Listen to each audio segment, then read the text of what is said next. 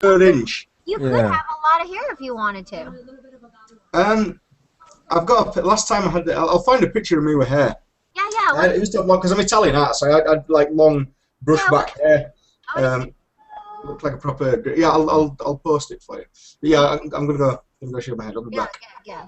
Come back.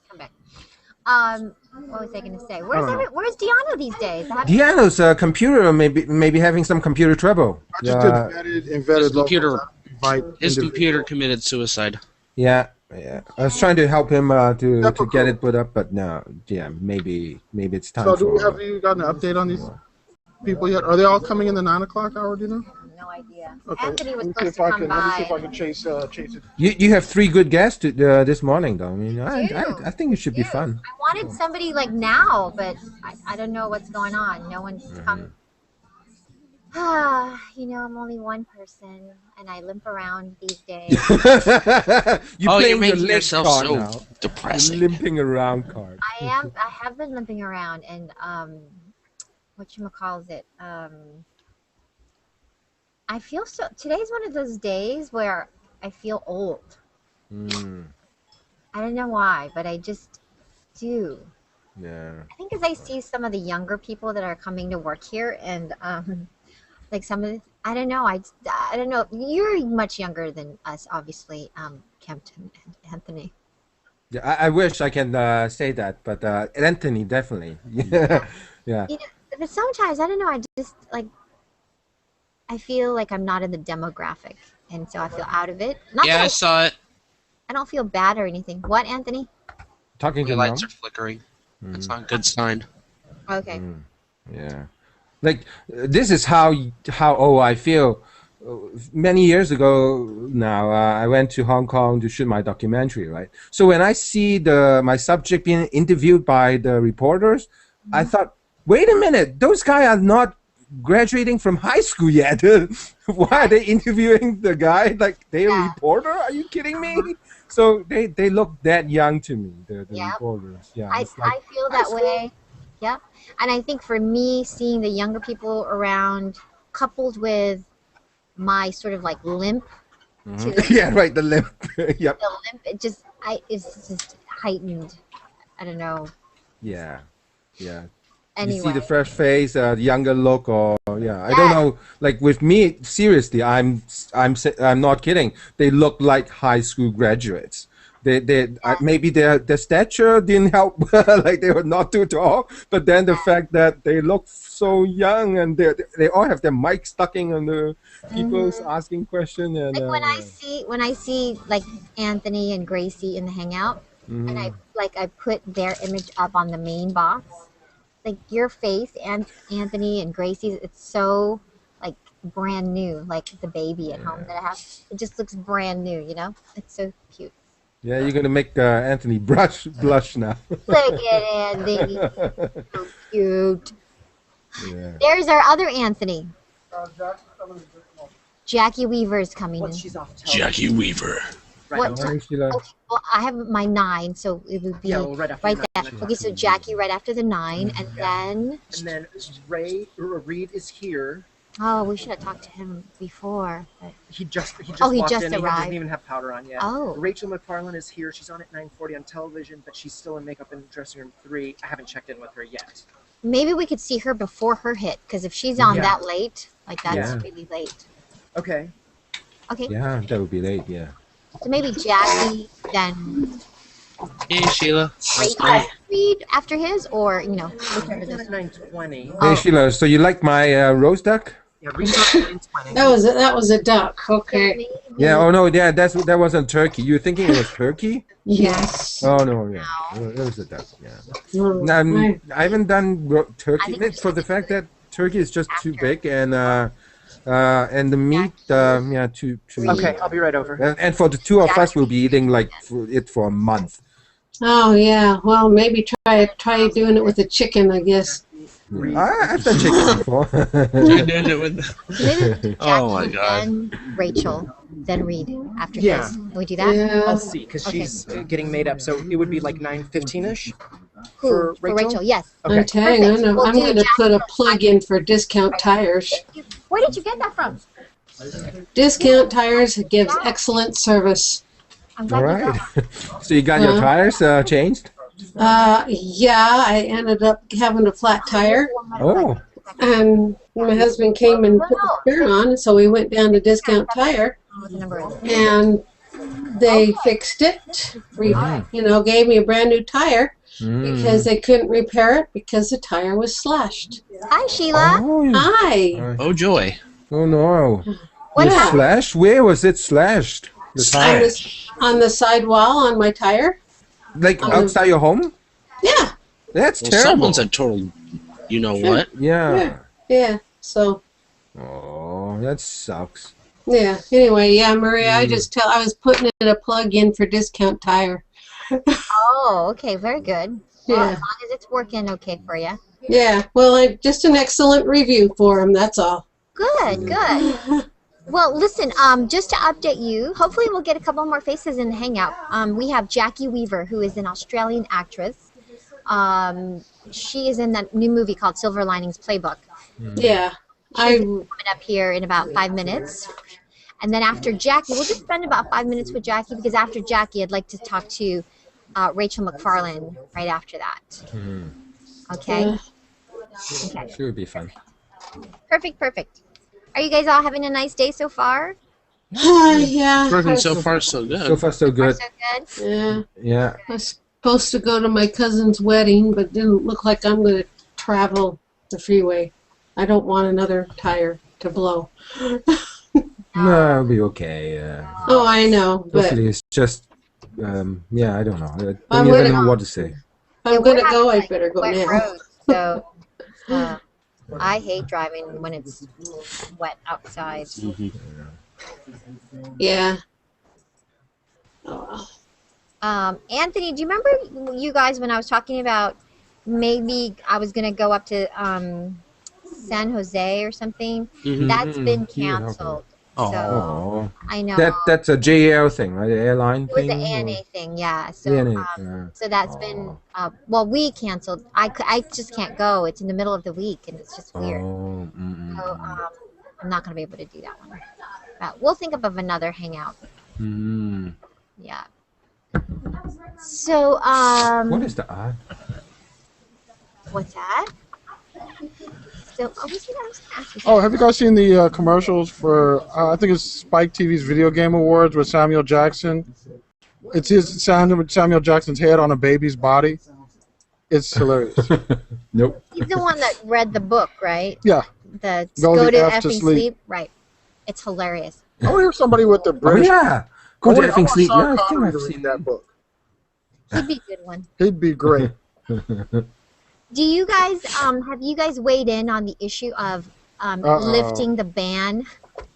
Here we go. Have you ban? weighed What in ban? on the news story about how people want the ban lifted about women not being able to be in combat? Oh. I didn't know there was a ban on it. Yeah, I didn't know. I assumed that I they were figured allowed. you signed up for the army, and if you're qualified for combat, you go shoot There's some people, or There's also Don't Ask, Don't Tell that was just repealed, by the way. still. Yeah. So yes, there is an actual ban against. How long has this been around?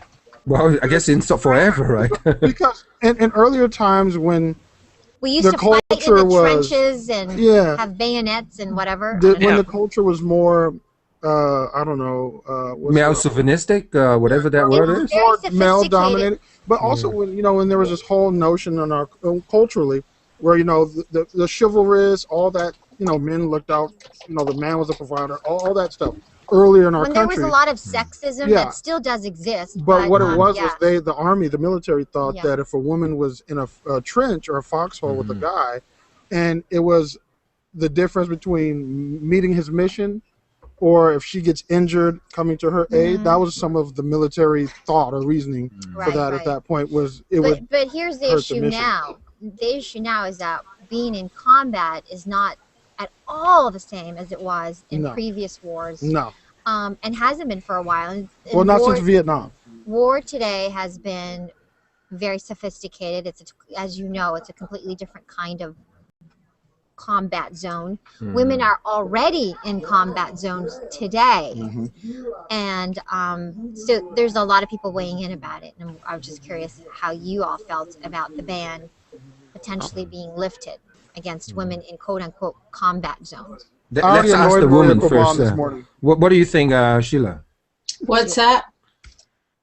Combat?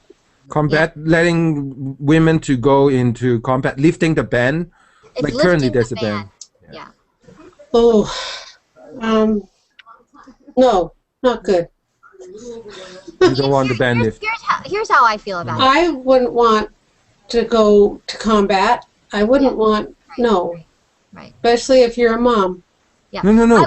I wouldn't want to go either, but my point is, should the ban be lifted? I believe it should be For lifted. soldiers, right? I think that there are restrictions in place, or physical requirements in place for men to be able to serve in combat. And if women and men can meet those requirements, then they should be allowed to meet quote-unquote combat zones. There are several reasons why that ban needs to be lifted. One, women are already in combat zones, and two, they're not being paid. They're not being compensated equally as other men who are in combat. That's true. They need to be paid the same amount. Yeah. Let me ask you a question. They need to be able to be promoted and decorated with medals and whatnot as men are. I'm in agreement with all similar that. Positions. Yep. So there needs to be more parity. And if you can qualify, just like any other man can qualify, then you should be able to. And I'm going to twist things up for you a bit here. Serve in combat. That's how I feel about it. Booyah! Okay, Here's twist. how I'm going to twist things up a bit. Twist. All right, and I'm talking just pure physiology here. Damn okay? it! I have to go on the set. Pure physiology. So women should absolutely I have will lift equal your pay. ass out of that pit. You need to lose a will little not. bit of weight, but yeah. Lose some weight, then I'll save you. Actually, The hole you're digging, And I will meet it too, and I can lift your ass out of it. actually, you get it up and feed she could lift you out of that pit. Physiologically speaking, now I absolutely believe if women are in combat zones, they should have equal pay, equal opportunities to advancement. Absolutely, completely agree with that. But the question to me becomes, if physiologically, if you took 100 women and 100 men and put them all through Marine boot camp, the amount of men who they don't have to change, or the amount of men who would make it through boot camp, would that number be higher? And if that number is higher, is there a natural barrier to the same amount of women being able to be in a position or opportunity to earn equal pay and equal advancement if they can't even make it through basic at the same numbers that males can? Yeah. So what do you do with that? What's Yeah. the logic again? Sorry, what did you say again? So essentially, if you take 100 men and 100 women, Yeah.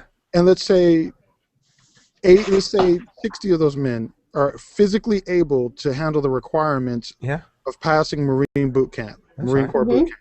Right. But let's say only 30 women are physically able to pass the physical requirements for Marine Corps boot camp. Okay. So far. It seems to me that there's a natural barrier to having the same what people might consider equal opportunity, because physically the same amount of women. Yeah, sure. But Equal everyone's- standard, but not equal number. Yeah, Yeah, exactly. everyone You should don't get the need opportunity, equal and if they can't number do it, of that's women it. and men in it. Yeah. Equal But I standard. think in our society, a lot of times we tend to say, well, if we have to level the playing field. And for different people, leveling the playing field means different things. It doesn't always mean equal standard. Sometimes it may mean equal percentage. Yeah, equal numbers, or that is not Yeah. good. But you can't have that. You can't be politically correct when it comes to war. That's the thing. It's not the sort of thing you can come out with. It's whoever's the best people for the job get it, and if it's men, then it's men. Tough. Yeah. Well, If the there is women no political correctness in meet that. that requirement. Yeah. If a woman can pull me, if a woman and I are in a trench, a fight hole, as the Marines call it, and she could pull my 250-pound behind out that hole if I'm injured, I'm okay with it. Women, You know, an adrenaline rush would get you out of there, Johnny, on the spot. But I'm just saying, if any woman could pull me out, I'm good with that. But we have had this conversation come up before when we talk firefighters. Mm-hmm. If my house is on fire and I'm passed out due to smoke inhalation, and the standards aren't equal for men and women to, pass whatever rigorous fire training there is. I want the person who can pick my big behind up and pull me out of that, hole. Yeah, my husband can pick your behind up, pull you out, because that's what he does for a living. See, to me, it's not sexist. It's not a sexist thing to say. No, I want the person who can lift me. You know, that really is. But I feel like a lot of times people make it sexist. Well, there should, it's like it doesn't apply in situations like that. It doesn't apply. It's politically correct and it's utopia. It's this kind of utopianism, this kind of idealism. Like everything should be, Yeah, I mean, men and women are not the same. I mean, we should be equal as far as rights and things like that are concerned. But we're not opportunities. Yeah. I mean, it's we have 3 women firefighters that work for our company. Mm-hmm. And if they can't do the lift, they can do all the other things, but if they can't do the lifting, they have a partner. They have a guy partner there because they go as a team. They're not by themselves. So, do the men go as a team as well? Yes. So, what is the team 2 people? Actually, you've got your EMTs, you've got your firefighters, you've got your paramedics. So, paramedic, Jacki and Maria. So I'm going to take my leave of you now. But yeah, they have a team together. So. Perfecto mundo. Okie dokie, okie dokie, schmokies. Yay! Okay, I am going to adjust my chair a little bit for you, Jacki. Whenever Shaka sits there, he brings the chair really low. All right, well, he's glad. Okay, this is our microphone right here. Okay. This is our camera. Right. And these are the guys we're hanging out with right now. We hang out with a bunch of friends from all over the world. Wow. And it's really neat. And this is also broadcast live on our YouTube channel. So anyone in the world with a YouTube access is watching us right now. All right. Yeah. Amazing. So let me introduce you to everybody really quickly. Someone from Canada. Yes, you can tell. How can you tell? Exactly. Good morning. It's Maria from the Fox 11 Newsroom here in Los Angeles. And joining me now is Jacki Weaver, a familiar face in tons and tons of movies and shows, Australian actress originally, and now in this Oscar buzzing movie called Silver Linings Playbook. I'm sure you've heard of it. Bradley Cooper getting a lot of buzz for this film. Jacki, welcome to the Hangout. Thanks for having me. It's very casual and informal, by the way. Okay. Don't be scared. It's behind the scenes. Look at what we do here every day, and you may see people on this set here, as you can see, and these guys are a lot of fun. And let me introduce you really quickly. This is Anthony. He is from Sacramento. Hi. He's hanging out with us from there now. Kempton is in Canada. Hi, Jacki. We've got Sheila, who is in Utah, and Trev, who is in Yorkshire. He is in the UK. Hello. And you may see a couple of other faces pop up here. We get to hang out with up to 9 other people in the Hangout, as well as it being broadcast live out there. So if you're watching on air, thank you. Make sure you please plus and comment and share the link. And if you have a question, just tag me or anyone in the Hangout, and I will get them to Jacki. So, Jacki, you are in this movie that's getting a lot of buzz right now. Tell us about your role in Silver Linings Playbook. Well, it's I've already seen it twice. It's a beautiful film. It's so beautiful. I can't believe I'm in it. I feel so lucky. I'm Bradley Cooper's mother, and I'm Robert De Niro's wife. Oh, and wow! It's one of those movies that is like life, really. It's tragic one minute and it's hilarious the next. And I think that's how everyone's life is. Yeah, whose life isn't dysfunctional, right? I tell you, especially here in Hollywood, in LA. If you guys have any questions, let me know. Now we'll go to you for sure. Trev, I think you've got one already. Yes, go ahead. Yeah. What is it's just how to word this. Robert De Niro is basically a god as far as acting's concerned. What is it like to when you sort of got to when you're side by side with him and you've just got to act as if you're comfortable, as if you're married to him? Well, he's an icon. He is a man, and I think they should have knighthoods in America. He would be Sir Robert De Niro, Lord of Greenwich. Really. He is just. right. I've got goosebumps thinking about him. He's a wonderful, wonderful. And I had to keep reminding myself that he was just another actor. Otherwise, I would have been too overawed to get involved. With him at all? We had a couple of bed scenes. Yeah. And he's such a gentleman, and he's so generous and so kind that I was fine. Fantastic. That's a good question. Captain, yes, go ahead. Yeah, I have a few questions. But first of all, how is it like working with Bradley and Jennifer, the younger actor and actress in the film? Jennifer's amazing. I mean, she's only a baby, but already she is. She would remember her in Winter's Bone. She got nominated for the Oscar for that. Yes, I remember that. And of course, now everybody knows her with Hunger Games. But she is so good, and she's such a darling. She's a sweet, sweet girl. I adore her. And as for Bradley, he's marvelous. Well, but his acting style. I mean, we've always seen him in The Hangover and sort of but this is kind of a departure from what we're used to seeing him. And yet he's a serious actor. If you ever saw him on the Actors Studio, he really takes his work very seriously. He's just been in a stage production of The Elephant Man, where he didn't use any prosthetics or anything. He just did it. Apparently, he was the Elephant Man. He was the Elephant Man. Yes. Come on. Apparently, he was brilliant. Acting-wise, but I mean, he's gorgeous. Sexiest man alive, I think. A couple years running. Oh, is it? I think so. According to People Magazine or whatnot. So, so Jackie, you have been acting in TV and film since the '60s. How did you keep a very long career? Your longevity in TV and film. Yes. How did you make it fresh?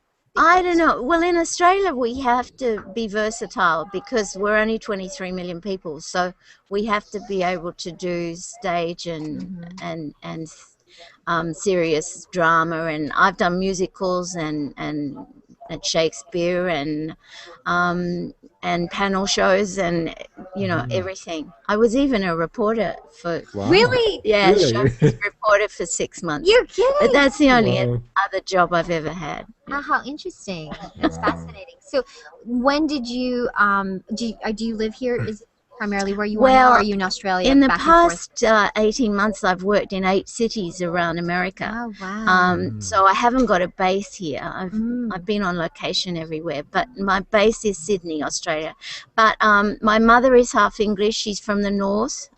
That's for your interest. She's whereabouts? She's from Workington in Cumberland. That's more north than I am.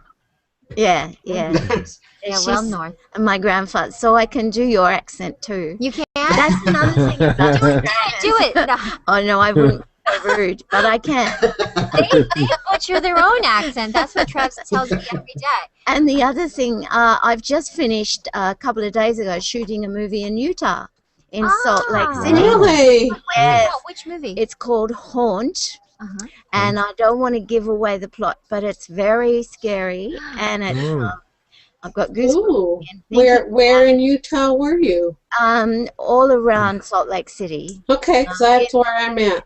In the bush, sort of in the rural area. Yeah. Yeah, and what a beautiful state. Gosh, what it's is it beautiful. about you Australians with the accent? I feel like you can do American accents so well. Between you and Naomi Watts and this woman, Jackman. Nicole Kidman. Nicole. Yeah, I guess because we love American culture, we've got a strong culture of our own, but we went from babies, we watched Sesame Street and Mickey Mouse Club and Dora the Explorer. My little grandson can speak Spanish because he watches Dora the Explorer. So yeah, we just, the first movies I saw were Bambi and Wizard of Oz and Snow White and the Seven Dwarfs. So we are so saturated with American culture that, and English and British too, to a degree. That's the same here. Yeah, I think England. Well, the UK, should I say, and Australia are fairly similar in that respect. We both kind of, I mean, we do have our own cultures, but the US one infiltrates our own as well, and it's, you know, we're so used to it that it's a lot to do with size. You know, we've got 23 million people. America's got 300 million. It's probably a lot more than that There's now. that too. Yeah, we were about 300-400 million. 320, yeah. But then we think about India with a billion. And Canada's about 30, isn't it? Yeah, 30 some odd. Yeah. So Jackie, was there someone inspiring you to get into acting, or were you ever like, when you were a kid you always want to act, and this is like, you know, really early that you want to? I was about 3 when I started pretending to be other people, because I found them far more interesting than I found them being myself. And yeah, I was doing accents and pretending to be someone else when I was 3. I keep looking at your picture instead of the camera. I know, it's actually right. that's why I try to. What I do sometimes, I really minimize the box, so it forces you to kind of look up a little bit. Oh, that looks a bit better. That's a little. Otherwise, I look a bit shifty. I know. No, that's all right. We all do it. We all do it. You know, it's cool. So your next, so after Silver Linings, we should look out for you in Haunt. Yes, and I did another film with Mia Wasikowska, another Australian. She's brilliant, and Nicole Kidman, called Stoker. Fantastic. And I'm about to do a film called Parkland, where I'm going to play Lee Harvey Oswald's mother. Oh. So I'm really excited about that. Fantastic. Well, Jackie, thank you so much for Thank you. for joining This us is on the good Hangout. fun, Isn't isn't it? it? Fun? Yeah. Will you take a quick photo of Jackie and I before we go? Yeah. Sure. Thanks, you guys. Okay, here's the camera right here. Cheese. Cheese. Thank you. Thanks a lot, Jackie. Are you hooked up on Twitter and Facebook and all that kind of stuff? No, I don't do that. I can't keep my emails going. Never mind. It's fine. Okay. See you guys. Thank you. Bye-bye. See you. Thank you. I love your blue nail polish. That is the cutest. I was admiring it. I'm gonna get that. No, it's fun. Thank you. Hey, Heather. Heather.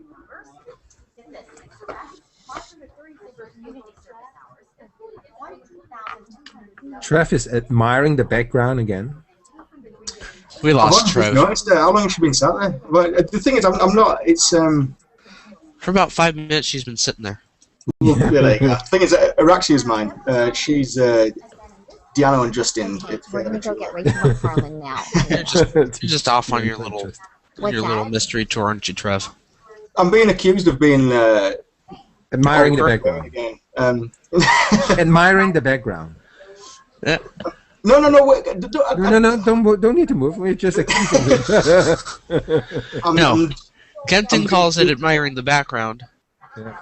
The law calls it stalking. Being a creeper.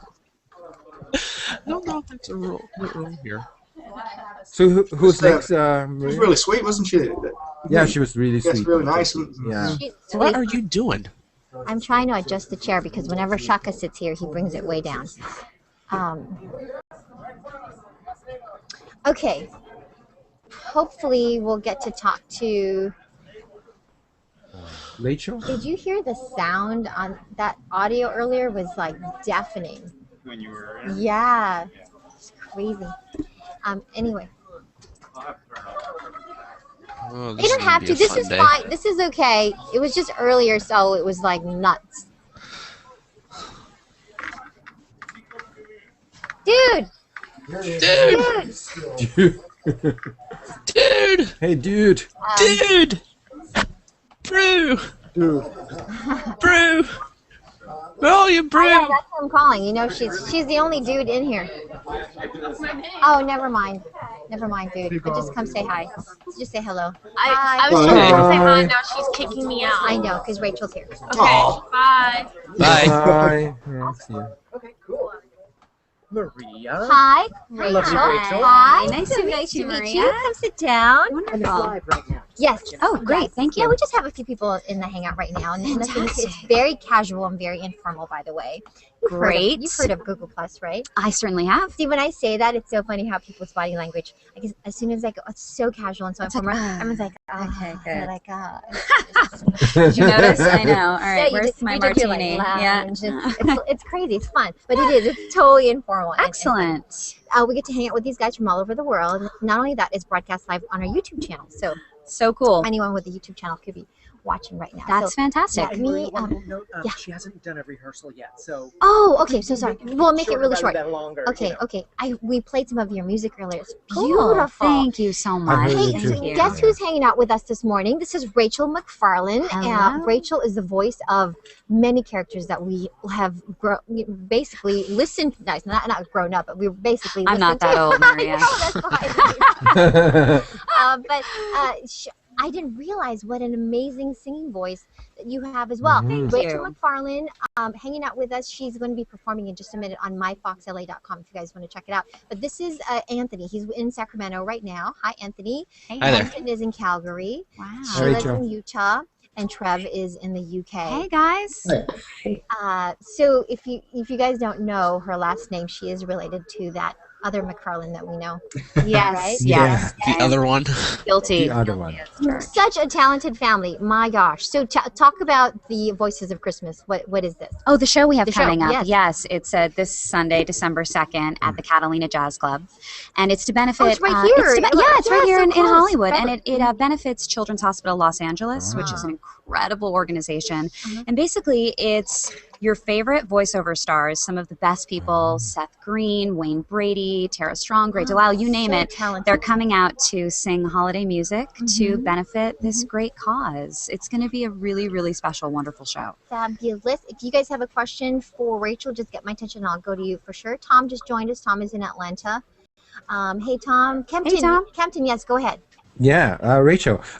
Before you come up, I listened and watched the Making Whoopi. Wow, you sound awesome. I love your voice. Yeah. I want to ask you, you and your brother, was he always a good big brother, or was it a bad big brother, and then it changed? Like, I have a little sister, so I know exactly what I did to her when she was younger, and what it was like now. Do I even need to answer this question? You know exactly what it was like, right? I feel like He you were a was- lot of pranks growing up or something. Yeah, he was your absolute typical big brother when we were kids, right? Just terrible, drawing all the time, and I was banging on the door with my Barbies telling him to come out and play, and he just wanted to focus and do his thing. And yes, definite pranks, toothpaste in the hair, all, you name it, he did it. And then, I don't know, we got to high school and all of a sudden we became friends, and we've been very close ever since. But it's probably how you were with your little sister, It's Mhm. interesting Yeah, that we grow much closer now. Yeah. you seem very similar, in entertainment. Are your parents, is your family basically an entertaining family? A crazy family? They are absolutely an entertaining family, not professionally. My parents were both in education, Okay. but they both sang. My father has a beautiful singing voice, and my mother was a great harmonizer. And they used to You had a sing musical family. exactly out on the back deck. My dad would play the guitar, and my mom would sing. So yes, we grew up with it. And what are you going to be singing on the set today? I am going to be singing two of my favorite songs from White Christmas, Count Your Blessings, and the song White Christmas. I love White Christmas. Me Tom, too. Tom, yes, go ahead. Yeah, with the imitations and everything, and the voiceovers you guys do, what is the most outrageous practical joke you've ever played on a person or a celebrity with those voices? That's a good question. I like that. Me? Oh goodness, I You don't do am that. not the practical joker. I know. I'm the one that gets the practical jokes played on me. Yes, absolutely. I think, honestly, a little tidbit I can share with you is I'm actually headed to American Dad after this to do a table read, and the offensive stuff that we have to read every single week is sort of a practical joke unto itself. I read the script and I think to myself, I have to say this in front of a room of 60 people, and so I, steel myself to do it. It's but a it's gift. Like you open it up and you don't know what's in there. exactly, every day. exactly. And I sit in my dining room and I laugh every week when I'm reading the scripts. Yeah. That's fantastic. Well, we really enjoy you, and I know you have to get in there and do your sound check. So I'm going to have to let Rachel go. You guys, thank you for all your awesome questions. Thanks, and guys. Watch her sing White Thanks, Christmas and what was the other song? Count Your Blessings. On myfoxlily.com if you want to just stream it because you're coming up very soon. Wonderful. Thank you. Can we have a photo? Oh. Can you yeah, quick photo. Come closer. Yeah, sure. Okay, really quick. Okay. Thank you. Thanks a lot, Rachel. You're awesome. Oh, awesome. Thank you. The name of the show. Perfect. Okay, they may take the shot. Are they going to take the shot? Nope. Okay, good. All right. Thanks, So Maria. nice to meet you. See you, Rachel. Oh, awesome. Thank you. Here's the CD. Oh, you lucky you. I'll show you later. Look how beautiful. Lucky you. Yeah.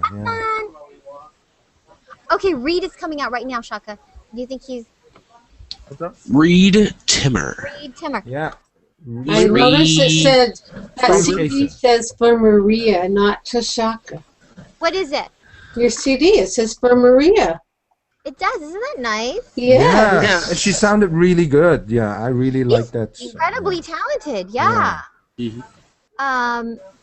What was I gonna say? Oh, have you guys ever watched Storm Chasers on Discovery? Not on TV, but I catch a little bit You're on familiar YouTube. with it, right? Yeah. I watched the clip. Wow, that was crazy stuff that. Crazy. A little bit, yeah. Michael Vernal, hi. Thanks for watching and thanks for your comment. Hey, Michael. I love Hey. it. Who said that? Was that you, Tom? No, I say that. Oh. I'm not talking much. It tends to throw people off. I I don't know why. It's just really funny. It totally threw me off. That's why I go, Tom. People. Thank you for the compliment on Maria's outfit this morning, Julie. I picked it out for her. I helped her put it together. Yeah. We did a Google Hangout from each of our places, and I told her wear that one. Yeah, I came credit for the accessories, the pearl thing, and the earring. Pearl thing. Did you already go over your position on the whole physiological? Yeah, we did. Oh, yeah. You did. Yeah, we took care of that a while ago. Yeah. I haven't gone through mine, though. I have a fence. I want to talk about that with you. I have a fence sitting position on that. Oh, really? Okay. Yeah. Well, Reed, hi. So nice to meet you. Nice to meet you. Awesome. You're like the superstar meteorologist out there. Hey. I didn't get a chance to hear your interview on the set because we were talking to Rachel here just a second ago. But so interested in chit-chatting with you. Thanks for having me. Where's the Dominator? It's actually headed to New York right now. Really? So, Seriously? Yeah, it's probably somewhere in Indiana. How is that being transported? They're just driving it. They're just. So. Oh, Whoa. Okay. So I take it to the grocery store and 7-Eleven and everything. Are you serious? Yeah. That's hilarious. I'm going to introduce you to everybody here. But first of all, this is our Google Plus Hangout. Do you know about this? Yeah. Yeah, of course you awesome. do. So here's our microphone right here. Okay. The camera's up there. And we've got a few faces here in the Hangout, so we may see a couple more pop up. But let me quickly introduce you guys. Hey, good morning. It's Maria from the Fox 7 Newsroom here in Los Angeles, and I've got Reed Timmer joining us from Discovery's Storm Chasers. Maybe you've seen him. He's one of those crazy people that runs at storms. He doesn't run away from them. You're nuts. He's crazy. Anyway, he's our hero as a meteorologist. Definitely one of our heroes. Okay, we have Anthony here who's hanging out from Sacramento with us. Kempton is in Calgary, Canada. We got Sheila who is in Utah this morning. Tom is in Atlanta. And Trev just stepped away, but he is here with us from Yorkshire. He's in the UK. Oh, boy. And for you guys watching on air, thanks so much. If you have a question, just tag me or anyone in the Hangout, and we will get them to read. It's very casual, by the way, as you know. It's like, people walking around in the newsroom. This is cool. So Reed is on that show, Storm Chasers. Okay, what is it? It's late in the season now. What do you do when there are no tornadoes really to chase after during this time of year? Where do you go? Well, I'm still in school, actually, so I try to catch up. I do a lot of work, actually, in the back of our armored vehicle on the way to our target areas and stuff, and while we're storm chasing. But, yeah, I pretty much catch up on that and do speaking events, too, on storm chasing. So. Oh, fantastic, fantastic. Don't get out much. I mean, there's pretty much always a storm to chase somewhere. So that is true. Not necessarily just in the Plain States. Yes, Tom, go ahead. Yeah, as far as tracking the storms, for somebody that wants to get into watching bad weather come into their area, for a computer program or a website that's free, maybe even a little bit of a pay site that would give you where the stores are coming from, how much time they have to hit, do you recommend something like AccuWeather or NOAA, or which one? Yeah, I definitely recommend the Storm Prediction Center website. That's spc.noaa.gov. That's a good one. If you're up in Canada, the Environment Canada website is a good place to go for warnings. You can also, at the Storm Prediction Center website, there are some forecasts that overlap into southern Canada too. And we did a lot of storm chasing up north of Calgary. Severe storms, definitely. I'd recommend Radar Scope too, is a good app to use. And of course, tvnweather.com/live. You can watch live streaming video as we're storm chasing and look at the GPS positions of all our storm chasers and watch us intercept tornadoes live as well. So. What is wrong with you? Do people say that? Like, are you crazy? What are you doing chasing these crazy storms that kill people like this? Yeah, and I get that a lot, but I'm scared of other things too. I think storm chasing is really the only thing that I do where people would perceive it as taking a risk. But for us, it's more of a controlled environment. I mean, all I've ever known is storm chasing.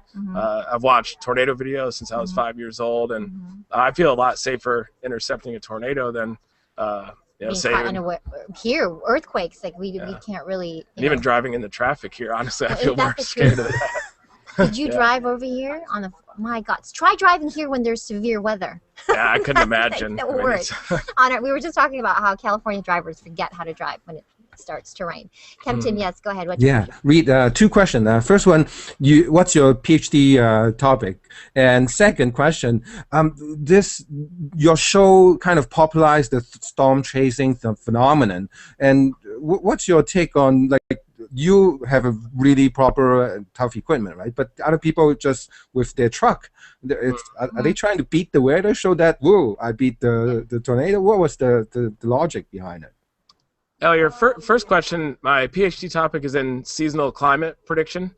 And that's North American climate extremes like temperature and precipitation for agriculture and energy. And I could use Pacific Ocean sea surface temperature patterns to predict climate extremes because the oceans change a lot slower than the atmosphere above it. And in terms of storm chasing, I think that Storm Chasers has made it more popular, and there's probably more people out in the field because of it. But I think people just need to realize that you shouldn't do what we're doing unless you do have an armored tank, and even then, I still wouldn't. Yeah, they're just crazy people. I mean, especially today when we have cameras on our phones, it's just so easy to be your own storm chaser and not have the proper equipment like you do. And also the proper training. And when I first started, we didn't really know what we were doing, and it almost got me killed a few times. So. Really? You had some close calls? Yeah, especially early on because I didn't do it the right way. And that's why I always tell people, if you want to get into storm chasing, go to the Skywarn training courses. Well, not only, but they have tours.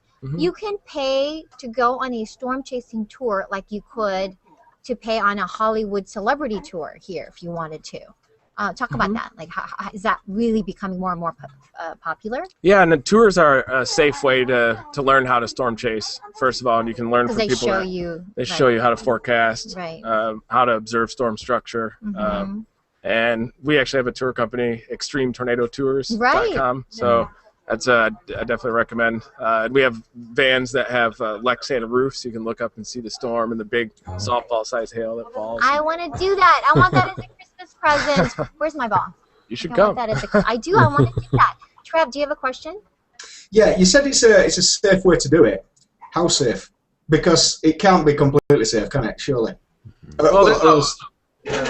think that's the fun, isn't it? That it's not completely safe. But what's the risk of a tour? There's always a risk, especially even driving out on the roads. You never know what other drivers are going to do. But they're with experienced storm chasers.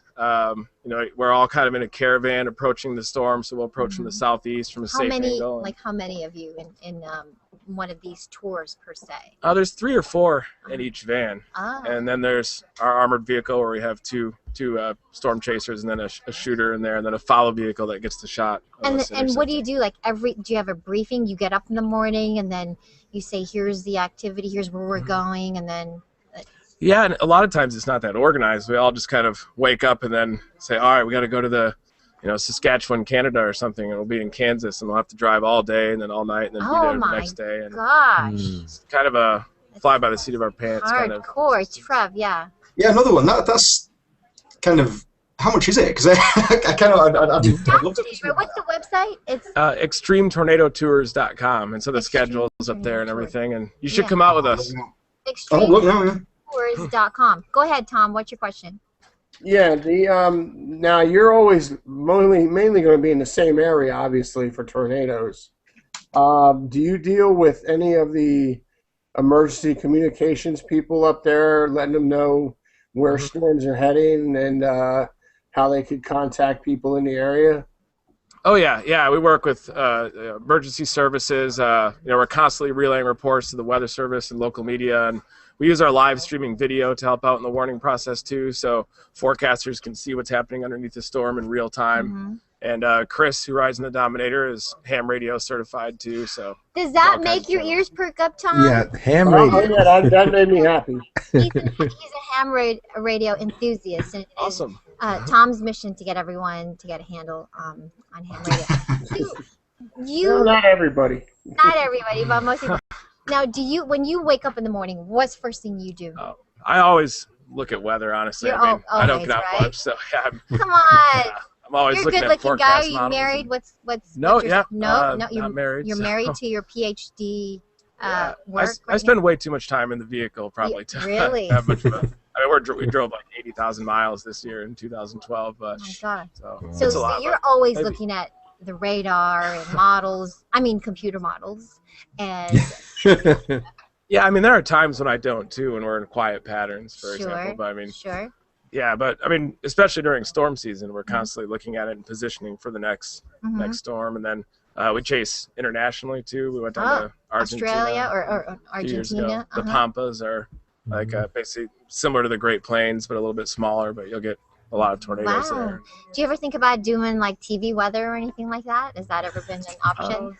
No, I don't think so. I think I'm more kind of field kind of thing. Out in the element, I mean, if severe weather came, I'd probably leave and go storm chasing. Really? Wouldn't be good. Fascinating. Captain, yes. Reed, can you talk about one or two of your close call? I was just watching a video, and one of the window on your car was like the driver's side was blown off. That must be like crazy. Yeah, it was pretty scary, but that was more of a kind of an equipment malfunction mixed with overconfidence, I think, and we fixed it since then. Now we have Lexan windows that you hit a button and then they lift up and keep us protected. So. Oh wow, really high tech stuff. Can I ask you a real quick question though before I go to you, Tom? Do you have an opinion on? I mean, of course, climate change is front and center now, particularly after all of what happened with Superstorm Sandy and all this. What's your opinion and stance on global climate change and what we need to do? Well, global warming's definitely happening. Right. The data supports that. The only argument is whether it's human induced or not, and I believe that humans are contributing to it. And I don't think though that you can look at a Superstorm Sandy or Hurricane Katrina or even any given season and say it's because of climate change, because climate change is much longer over a longer period of time. And some studies showed that the 2005 hurricane season easily could have happened within natural variability, whether climate change was there or not. But I think time will tell, and we need to do whatever it takes to stop global warming by humans anyway, and it contributes to cleaner air that we breathe as well at the same time. But at a very minimum there's that benefit. Tom, yes, what's your question? Yeah, it's been a while since I seen the show, not yours, but the show I'm going to talk about. Did you have anything to do with this? There was an episode of Bones where they had storm chasers. I heard about that. Storm chasers got killed or something. Did they come to you about, talking about the reality of it and what to actually show? Because they had this big, ugly truck on there. But I remember that was about it. So. I remember when that came out, but we didn't work with them at all or anything on that. But it's possible that they were modeling it after one of the armored tanks they've seen on Storm Chasers. But yeah, we didn't work with them on that. Okay. Did I miss anyone else's question? I've got a comment. I'm just looking at your site here. These tours seem to be popular. I mean, looking at this, they're about 80% sold out. Yeah, that's it. Yeah, and we have just 2 vans, but we might get a third. I think one of these seasons, but probably not yet this year. But. And what brought you to the show? Like, why was that important to you? Well, I started storm chasing in 1999, and back then I had a 1985 Plymouth Reliant with a blown out muffler, so you'd hear it coming from like 10 miles away. And then just year after year, kept storm chasing. I worked at a golf course over the summers, but then I realized that I could sell a video or try to sell several videos throughout the year, and I wouldn't have to work at the golf course. And then gradually became a career, and then I think a couple of the production companies were through Discovery, and that's how we found the show. And you continuously, I mean, obviously you do learn something new about weather phenomena and tornado and storms. Right? Yeah, and our whole point in building the vehicles is to try to deploy instruments inside the tornado and see just how strong the wind speeds can get, and try to get a 3D X-ray of what's happening inside. So. And what do we not know today? I think that the wind speeds are much higher than we think, especially when a tornado breaks up into those suction vortices. It's possible you could get wind speeds even 400 or 500 miles per hour. At least that's what the equations show. Incredible. They've never been measured in real life because they happen right near the ground. So. Did you grow up watching Twister, that movie with Helen Hunt? And did you see that? Yeah, it's one of my favorite movies. Is that pretty accurate to? Well, and there's a lot of meteorological inaccuracies, but I still love the movie. I do too. It's neat. Can I have one quick one? The Kempton question. What is the next bit of scientific equipment you want to buy for your vehicle? Like, you are scientists, right? At the bottom, to measure stuff. Yeah. I definitely want to get a LiDAR unit eventually, which is like a mobile radar unit, but based on visible light, so you can get really high resolution wind speed data. And that's the way that we'd be able to sample those suction vortices and measure the wind speeds that might be 400 or 500 miles an hour. 400 or 500 miles an hour. Cool. That is on the real small scales and short time scales. So. Have you ever been through a hurricane? Yeah, we've chased over a dozen probably. Yeah. Hurricane Katrina, and we also chased the superstorm, at least the blizzard side. You did see that as it evolved and grew. What do you think about the National Weather Service downgrading it to what was it called again? A super tropical cyclone? An extratropical cyclone, yeah, versus... Well, I think that the data supported that it was extratropical because a hurricane by itself is a warm core system, but an extratropical system has cold air aloft and is fed by the warm, unstable air at low levels. And Hurricane Sandy was undergoing a transition to extratropical as it made landfall. And to me, it looked more like an extratropical cyclone, a very intense one with a big wind field, and that's why it had such a bad storm surge. We're going to see more of these types of storms. It's highly unlikely to see a hybrid storm like that because the pattern has a rare pattern and a rare hurricane that far north have to merge together, which is very rare. Well, you stay safe out there. Will do. Thanks, guys. Thanks for having me. Maybe one of these days we'll show up for the tours. Wouldn't that be fun, Chuck? Sounds good. Awesome. Great. Thanks so much for stopping by. Thank you. And take a photo with us before you go. All right. Here's the camera right here. Okay. Okay. Thank you. Nice. All right. Thanks a lot. Thanks a lot, Reed. I leave today, actually, you this just leave for afternoon. the day? So, yeah, but I came in the night before yesterday, so Monday night. Okay. All right. Well, have a great time. Thanks. Thanks, you guys. Hey, Kempton, these these tours, some of them linked from Calgary. Oh, really? Oh, can you throw me the link? And how much are they? Are we talking about? Oh, they're 1,000? Yeah, right. Yeah, right. crack me up. He's wearing a sailor's cap. I don't really know why he's wearing a sailor cap. He's a much more cool guy than I originally thought. I mean, I was thinking, to be honest, I was thinking he's a crazy guy. Go through that, but he's really smart and he's super smart. Doing crazy stuff. But he's a scientist. Yeah. Yeah, I mean PhD. Yeah, he's got his master's already. And working on his PhD. He's silly. Oh, he's working on his PhD. That's what I'm going to ask him. What is he? Yeah. What is he working? What is he studying for? If he's already got his PhD, what is he studying for? He's studying for his PhD. Yeah. Right. Captain asked him that his papers on seasonal climate changes, right? Oh yeah, but I thought he'd already got it. I didn't know. He hasn't done he's it. working Yeah. on He's it in the right process. Yeah. Yeah, he says he's still in school. He's only a kid then. He'll be about 24, won't he? I presume. Well, PhD, but let's see. It's about the right age. So we'll start calling him Dr. Reed. Yeah, 32. Yeah, he's 32. He's a young boy, young man. He's a young man. Well, thanks, you guys. You guys are so smart. What's that? You're so I smart. You're so smart. I smart. I like that. Smart. I smart.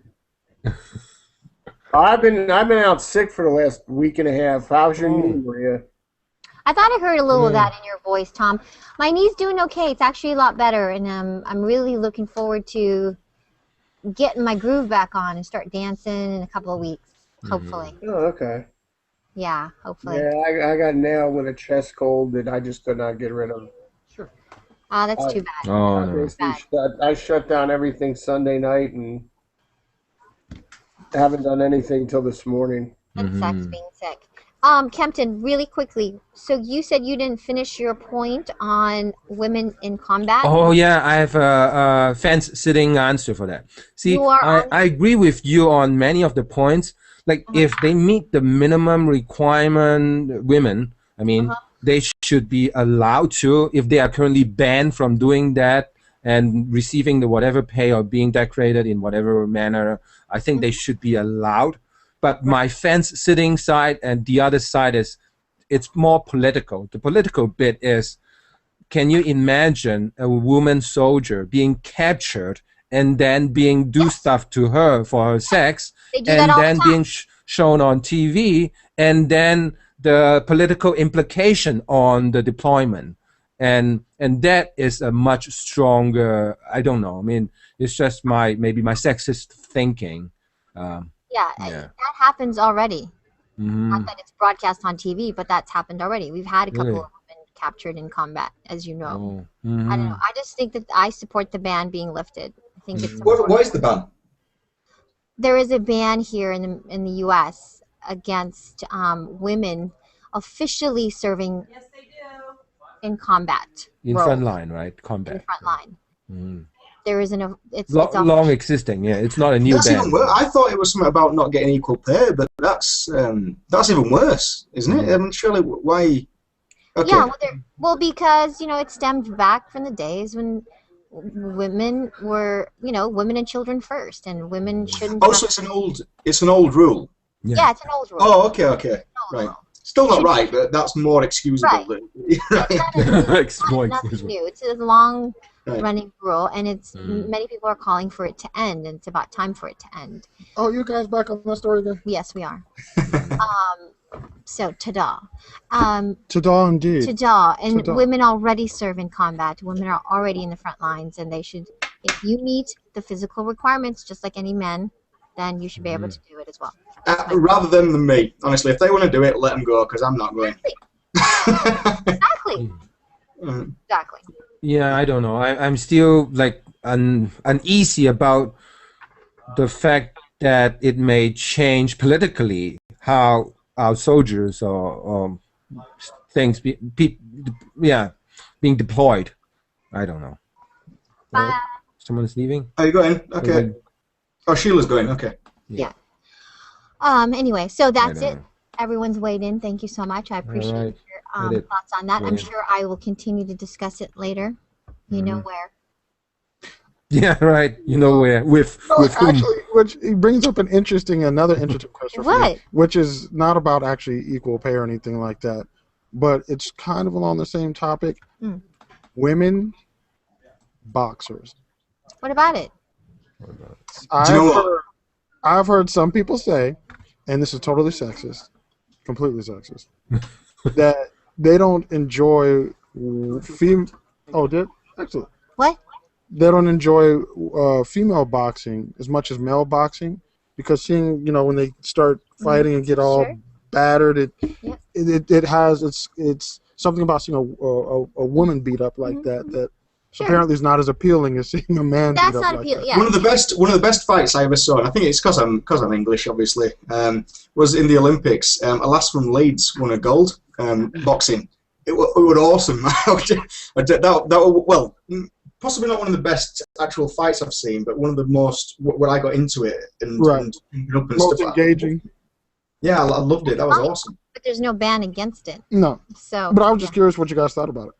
Like, do you feel that same way, like seeing a woman bloodied and beat up like that? Well, I'll tell you what is sexy. The lure from the sport.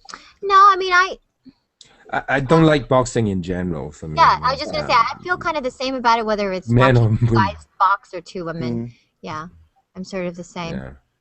Cool. It can be sexy though, can't it? Because I'll tell you what I'm thinking in particular. I saw this picture of Gina Carano with a black eye, and she was just like looking at camera, smiling like that. And I thought that looked really sexy.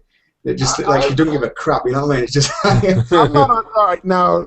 I love watching female MMA bouts. Well, I don't love watching them because Christy Cyborg has been dominating everybody pretty much, and so the fights haven't been all that great. But because she whoops people's behind. Right. But I've seen some female boxing matches where it just didn't. Yeah, see, that's not so much a female. I think that's just. It was just something about seeing it's just like seeing two, and this could be me culturally conditioned or whatever, but seeing two guys, it doesn't bother me. But seeing this woman it just.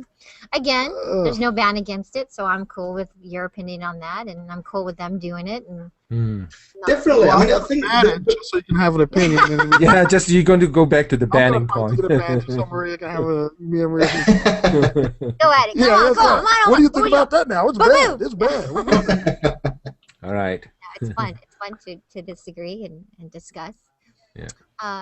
Okay. Well, on that note, really quickly, I saw this special on the new Bruce Lee documentary that's coming out. Oh yeah. Shut your mouth! I didn't know there was a new one. Yeah, his daughter was involved, right? Yes, his daughter and his wife. Wow. And there's some new interviews and footage. So I'm really excited about that. Speaking and I think it's Shannon Lee and Linda Lee, isn't that a daughter and wife? Okay. Linda. I forget what the daughter's name is. So I just thought it was an interesting look at his life from her perspective as the daughter. So that would be fun. I wanted to get it as a present for my husband, but it doesn't come out on DVD until I think the end of January or March. I can't remember. Now, didn't Shannon and Linda also have a lot of input on the movie Dragon with Jason Scott? Not Jason Scott Lee. No, you're thinking of Jason Scott Lee. Was it Jason Scott Lee? Okay. I think they did, but I think this one is different because obviously this is her directing or producing it, the daughter. Right. So it's a film and not a documentary. Is it like a movie? Documentary. Directed by the daughter. Oh, it is a documentary. No, it's a documentary. Dragon was a film, wasn't it? Dragon was a fictional film. Footage, or are they going to? I don't remember exactly, but I know that they interview a lot of people who were influenced by him. Right. And then we see some of the old footage of him being interviewed and some of the things he wrote, because I guess he wrote extensively. Oh, he wrote a lot. Yeah. Oh, yeah. And so we get to see some of that. And yeah, one of my favorite reads to this day is the Tao of Jeet Kune Do. Yeah. Oh, really? Love that book. It's such a great book. And 3 words, 1-inch punch. Yeah. Anyway, thank you for that, Kempton, because I think you turned me on to that. You posted a link to of the daughter saying stuff, right? Yes. Yeah. And have you guys seen, since you seem to be into it, have you seen Pierre Bourdain's 1960s Lost interview with Bruce Lee, like the half-hour interview? That was an awesome interview. That was I'll tag you guys on if you guys are interested. Yeah, no, I remembered how cool he was when you posted that. So. Yeah. Are we talking with an accent? Yes, we are. Hello. I always talk about Hello. When I lived in the UK, I love the Cockney. You lived in the UK? Oh, that's right, yeah, you did. I love the Cockney accent. Oh. Like, for going up the stairs, they say up the apples and pears. Well, they just say up the apples, and you kind of fill the rest of them yourself. Yeah, you're expected to. Picking up the phone is picking up the dog and bone. Mm. Yeah. You're weird, folk. That's Cockney. That's not me. That's oh, that's not. Oh, Cockney's Cockney's East in London. That's he's from there. Right? And if you've gone somewhere, Bob's your uncle. Bob's your uncle. Yeah, if you're giving somebody directions. So how do I get to the gas station? Well, you hang a left, you hang a right, and Bob's your uncle. Well, Bob's your uncle means that's where you get it. It just means sorted. So anything could be reach Bob's. your destination. Yes, well, it's not just that. It could be like, it could be explaining a recipe or anything. So just said, "Oh, chuck that in." So it's sort of like an expression of, and there you have it. There you have it. And there you go. Bob's your uncle, Sally's your aunt. And Bob's your uncle. But Cockneys now, they say Robert's your mother's brother instead. They've even adapted that. Now I'm really confused. Okay, now it's my turn to go. Hey, Maria, quick question. Hugh Bonneville and Olive Munn, when are they coming? I'm not positive, and I forgot to ask Heather when she was here. Okay. I will have probably a better update tomorrow. All right, good. Love to hang out with them. Yes. But they are coming, so that's really cool. Oh, yeah, that would be Michael fun. C. Hall, that would be awesome. Yeah, that wouldn't be 6 feet under, right? 6 feet under. Dexter. Dexter. Is it actually Dexter? It is Dexter. Oh, right. It is Dexter. So hopefully that will come to fruition. Hopefully Diano's PC's fixed by then. Huh? Oh, I know. Yeah, You have to invite Matt too, Matt Moore. Okay. Yeah. All right. Bye-bye. All right, guys. Okay. See you guys. Have a good day. Bye-bye. Bye. Bye. Bye.